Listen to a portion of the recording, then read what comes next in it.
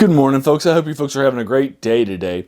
Hey, today I want to take a look at An Occurrence at Owl Creek Bridge by Ambrose Bierce. This video is a sequel to the one that, on To Serve Man, which is a short story written by Damon Knight in 1950 for Galaxy Science Fiction, which got a retroactive Hugo for Best Science Fiction. It's only 5 pages long.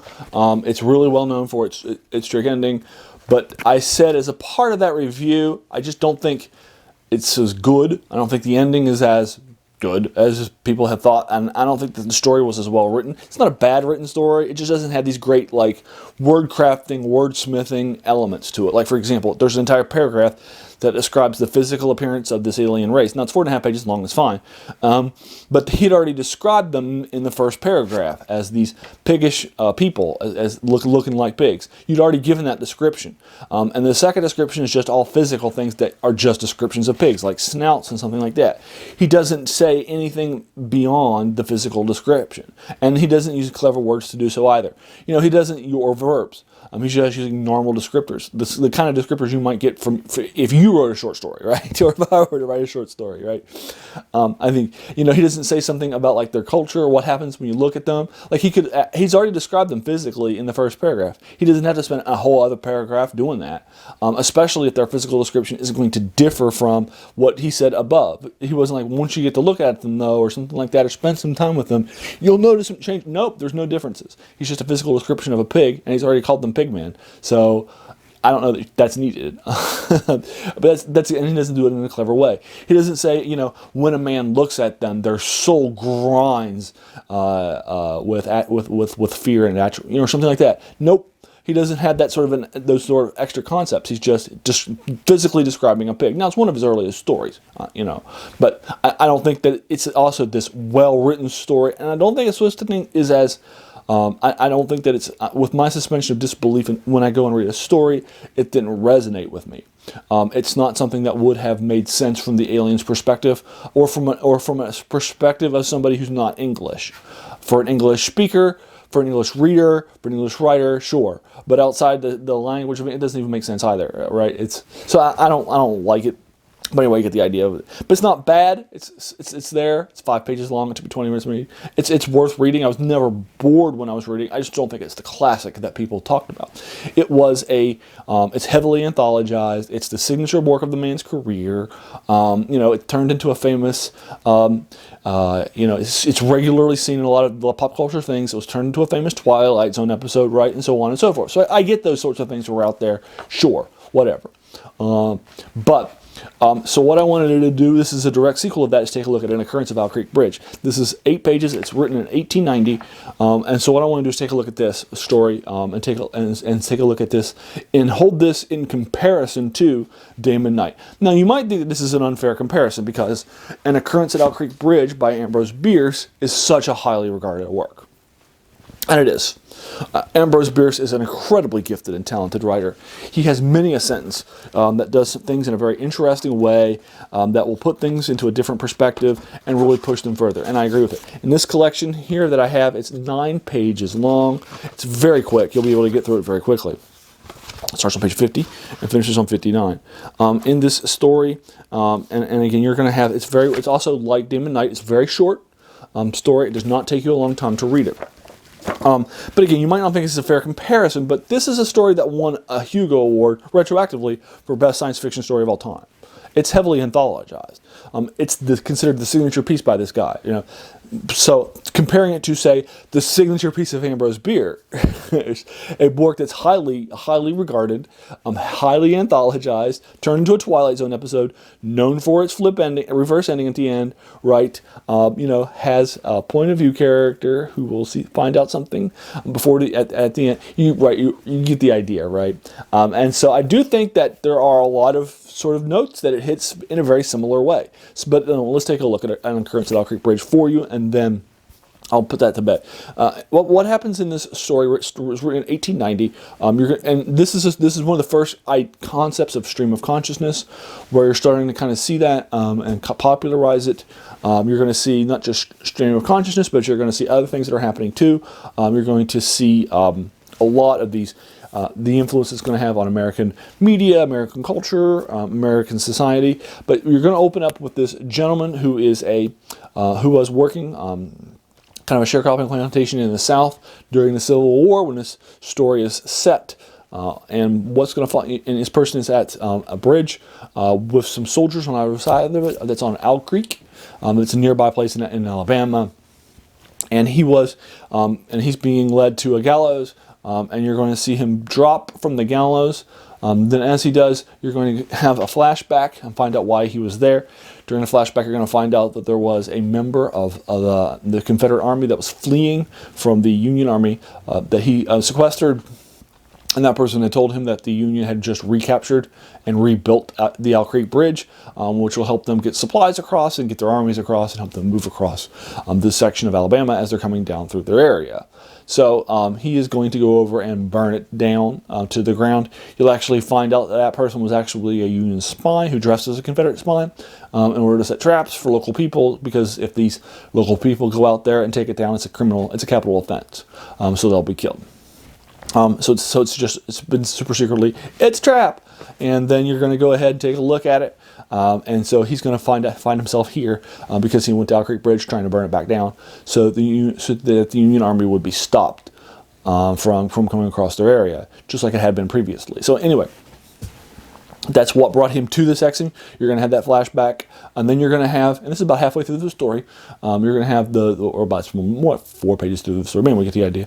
And you're going to have the bridge is going to open up, and he's going to be dropped down and being hanged. So now he's being hanged, and then unfortunately the rope they have isn't great, so it snaps and he falls down into the water and he begins to swim away. They're shooting at him, trying to capture him, but he's going to escape. And I'm going to leave it to you there.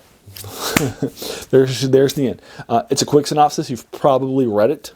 If you haven't, I'll link it to you below, one way or the other, so that way you can read it and review it again. But one of the things you'll read, if you've never read an Ambrose Bierce story, you should definitely do it. This is not the first time I've reviewed an Ambrose Bierce story. It's not the last time. I was actually going to review another story for you by Ambrose Bierce, so I had him ready to go. That's one of the reasons why I just swapped the story that I was going to do for you. I was going to do Some Haunted Houses by Ambrose Bierce, but you get the idea. We'll be fine. An Occurrence. Sometimes I try to stay away from the really common, well-known stuff. Like, for example, I have not done the yellow wallpaper because everybody's read the yellow wallpaper. Everybody's, so I'll probably do it at some point in time. It's a classic horror story. But again, it's everybody's read it. The goal of this story is of this channel is to find you classics you've not read before, or ones you've heard about but never actually sat down to read, or realized that were influential. So reading a story that everybody has read. It's also one of the reasons why I haven't done a whole bunch of Edgar Allan Poe stories, because Edgar Allan Poe's a horror writer, right? Everybody knows who he is. If you like horror, you've read Poe. If you don't like horror, you haven't read him.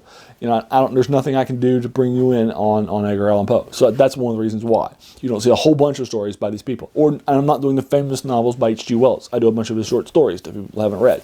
You get the idea. And then the same thing was true for this story. Normally, I would not do a review of An Occurrence at Owl Creek Bridge because most people have read it. But for me to use it as a counterexample to Damon Knight's To Serve Man, I want to hold this in my hand, right? So I want to hold it in my hand and from a few different ways. These stories are so similar. And while some of the storytelling motives are going to be different, one's going to be a stream of consciousness first person, whereas the other one's a more reliable narrator who is a member of the United Nations. And they were written 60 years apart. One was published in 1890, the other in 1950. The 1950 work, it has all the same elements. It's a science fiction work rather than a horror work. But it has all the same elements of what's happening as a part of it. It has that character, that culture. The race is there. You're finding it out. You have different people who are disagreeing over different things, over what these race of aliens are really truly mean, really truly desire. And you're going to have this reverse flip ending at the end that's, oh my gosh, all this shock, right? And then in one or two sentences, and then you're done, right? And over here, you have the same thing. You have a story. Both of them are short. But none of them is 10 pages. They're both short reads. This one has a guy, the World War II during World War II, during the Civil War, who's a member of the South, who has been trapped, who's now going to be hanged for trying to burn down the Owl Creek so the Union would be able to use it. Right, you find out about his characters a little bit from the flashback, and now you're going to have he's going to drop, but fortunately for him and our readers, the rope's going to break on his way down and free him, and he's going to successfully get away from the army and try to get back home. So you have these two different things. Both have surprise endings. Both were used heavily in movies. Short stories have been seen. Both have been influenced. Episodes of Twilight Zone, right? But this one, when you read it, I want you to go back and reread it, because if you haven't read it in a while, go back and reread, Bierce. You're going to see how strong of a wordsmith he is. There are going to be lines in there that you could not have designed yourself. You could have sat down with it, you could have played around with it for days, and you could not have written that line. That are just incredibly clever written, incredibly clever ways of using the English command. And by the way, both of these writers actually were famous more for their criticisms of works at that time than they sometimes were for the things that they were writing. So holding Damon Knight and Ambrose Bierce in congruence is not something that I think is unfair to either of the writers. Ambrose Bierce regularly wrote reviews, criticisms, and so forth, particularly for the San Francisco Chronicle, about modern American writers, and he would hold them to a standard that they oftentimes were not being held by anybody else. He wanted to hold them up to literary standards, and Damon Knight did the exact same thing for science fiction. He was the first person to hold science fiction writers to the higher standards of other literature by writing a lot of reviews, criticisms. He founded the Science Fiction Writers Hall of America. He was its first president. He created the Nebula Award. He really pushed for the Nebula Awards to award people and for their craft. So this is they have very similar trajectories professionally too. So let's not don't just think that this one story happens to be the same, right? These two people are very similar to each other, and their lives are very similar to each other. So I think it's fair to hold the story that was written 60 years later by the guy who says we need to take science fiction more seriously in tension with the person who wrote 60 years earlier, but has a better way of writing, a better surprise, right? Builds up to it better, and so forth. So you get the idea, right? I think that holding the one that was published 60 years later in tension with the other one, I think that's fair to both stories. So anyway, that's An Occurrence at Owl Creek Bridge for you. I'll go ahead and leave you to it. I'll link you to it below. Again, I think it's a great story. It's an absolute classic for reasons. It doesn't have an undeserved place. There are people out there who think it's the best short story in American history, like Kurt Vonnegut. He thinks this is his favorite short story. So if you haven't read it, read it. Do yourself a favor. Enjoy it. And I'll link you to it below. And there you are. So what did you think about my reviews? Did you agree with either of them, really? The Damon Knight one, the Ambrose Bierce one. Would you agree or disagree with them? I'm happy to talk with you about them more and engage you with them more deeply. I'm happy to do that with you further, one way or the other, whether you agree or disagree. If you think I'm overestimating Bierce, I'm happy to have that conversation with you. Cite me some examples. Go in there and take a look and say, I think that these sentences, these lines, these paragraphs don't do himself or his characterization of the scene any favors, right? Or his world building, what's happening. So I'm happy to engage you with that and have that conversation with you. But anyway. So there you are. There's Ambrose Bierce for you, and his Occurrence at Owl Creek Bridge. If you like this video, please feel free to hit that subscribe button, because we have so many more of these reviews to follow of works. We talked about it before, but of works that are in fantasy, science fiction, and horror for you. There's going to be at least 3 of these coming a week, so there's going to be so many more to follow. And hey, finally, I just want to thank you for taking some time out of your day, because we all have such busy days and such busy lives and so many things happening. So the fact that you spent this time with me is very humbling, and I appreciate that. Thanks again. All right, folks, you have a great day.